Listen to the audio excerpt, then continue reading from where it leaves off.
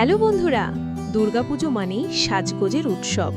আজকের গল্পে শুনব দুই রানী চন্দ্রকান্তা আর সুনয়না কিভাবে একে অপরকে হারাতে গিয়ে পার্লারে বালিয়ে ফেললেন এক বিরাট প্রতিযোগিতা। শোনো সুনয়না, এই বছর অষ্টমীর সকালে আমাকেই সবচেয়ে সুন্দর লাগবে। ভুল ভেবো না, গতবার আমার সাজে সবাই মুগ্ধ হয়েছিল, এবারও পুরস্কার আমিই পাবো। আসলে রাজ্যে প্রতি দুর্গাপুজো একটা মজার রীতি ছিল। সবচেয়ে সুন্দরী রানী নির্বাচিত হতেন উৎসবের মঞ্চে। যে জিততেন তিনি প্রজাদের কাছ থেকে সম্মান আর বিশেষ উপহার পেতেন। চলো শহরের সবচেয়ে বড় বিউটি পার্লারে যাই। হ্যাঁ, তবে আমি আগেই ফোন করে বুকিং করে রেখেছি, তোমার জায়গা নাও পাওয়া যেতে পারে।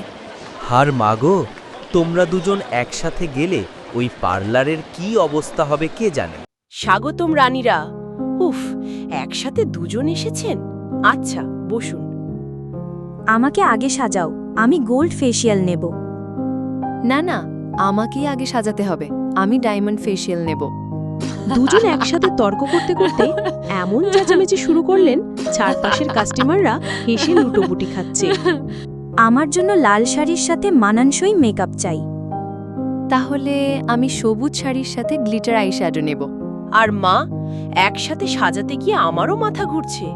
এ যে রণক্ষেত্র। ফেসিয়াল প্যাক দেওয়ার পর দুজনের মুখে মাস্ক, কথা বলতে পারছিলেন না, কিন্তু চোখের ইশারায় ঝগড়া চলছেই। আমার চুলে ফরাসি বেনি করো। আমার চাই কার্লি হেয়ার। আরে বাবা, তোমাদের জন্য তো দুটো হেয়ার ড্রায়ার লাগাতে হবে। হেয়ার ড্রায়ারের আওয়াজে ঝড় উঠল। দুজনের চুল উড়ে এসে একে অপরের সাথে জট পাকিয়ে গেল। শেষে পার্লার দিদি নিজেই কাঁচি হাতা নিয়ে চেঁচে উঠলেন, আমি লাল লিপস্টিক নেব। না, লালটা আমার রং, তুমি নিলে আমি হেরে যাব। দুজন মিলে লিপস্টিক টানাটানি করতে গিয়ে সেটা ভেঙে ফেললেন।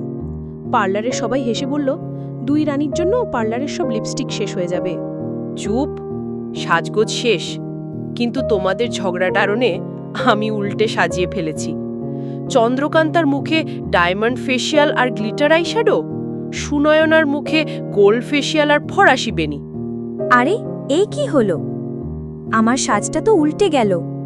আমারও তাই, কিন্তু মন্দ লাগছে না। অষ্টমীর সকালে প্রজারা দুজন রানীকে দেখে অবাক। ঝগড়া করলেও সাজগোজে দুজনেই সমান সুন্দর লাগছে। এইবার বিজয়ী একজন নয়, দুইজনকেই সবচেয়ে সুন্দরী রানী ঘোষণা করা হলো। আচ্ছা, ঝগড়া করে লাভ কি? আসল মজা তো একসাথে থাকা। ঠিক বলেছ, এসো দুর্গামার সামনে গিয়ে প্রণাম করি। দুজন রানী হাত ধরাধরি করে ঠাকুরের সামনে গিয়ে প্রণাম করলেন। প্রজারা হাততালি দিয়ে বলল, জয় মা দুর্গা। বন্ধুরা, গল্পটা কেমন লাগলো? যদি ভালো লেগে থাকে তবে লাইক, কমেন্ট, শেয়ার আর সাবস্ক্রাইব করতে ভুলো না।